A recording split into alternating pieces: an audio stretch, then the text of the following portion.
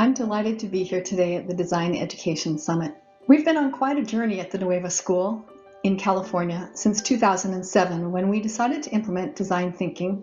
Over time, we ended up creating a full curriculum composed of a variety of projects which spanned many different disciplines. So design thinking as a superpower. There are many challenges in the world, and most of them contain change of some sort and uncertainty. So what design thinking does is it allows people to carve a path through difficult problems that would stop other people. And it does that by giving you a collection of mindsets and skills. And this graphic shows you a number of my personal favorites that I find most effective in helping me solve difficult problems. I'm excited now to share my model of educational disciplines and the 3 pillars of DT that will help you create original curriculum for your schools. I realized a few years ago that each discipline can be used for design thinking, and in fact, each discipline can be divided into 2 categories. The one on the left is what we would consider traditional education. The teacher teaches something, the students practice it with guidance from the teacher, they eventually become independent and basically adept at the skill and also automatic at it. There's generally one right answer. There are many excellent teaching practices and textbooks for this, and the traditional education is absolutely essential. Right? There's also this other side of the original creative, where it almost feels a little ambiguous and open-ended and mysterious, and you're not quite sure how you arrived at the idea. And a lot of students express distress when they're faced with activities like this. So a lot of well-intentioned teachers over time have removed this from the students' workload or homework.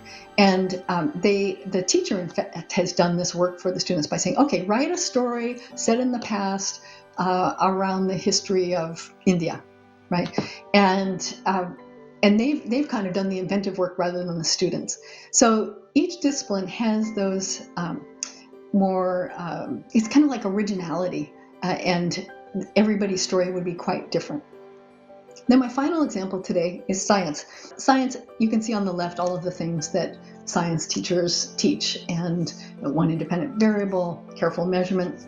And then on the other side, I always was surprised that through most of my excellent public school education, I never had to come up with my own experiment.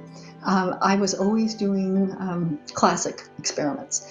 And so then when you get out and you try to do your own experiment, it's kind of tough. And that's what I see even with kids who are making experiments for the science fair. They're not quite sure how to do it. So design thinking is perfect for that. And I decided to have creating the experiment as the focus for my brainstorm.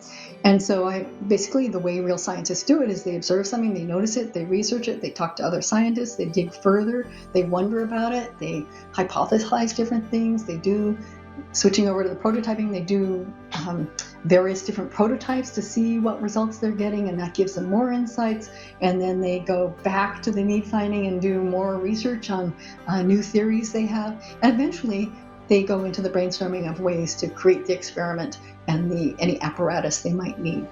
So that's what science really looks like, and design thinking is preparing them for that.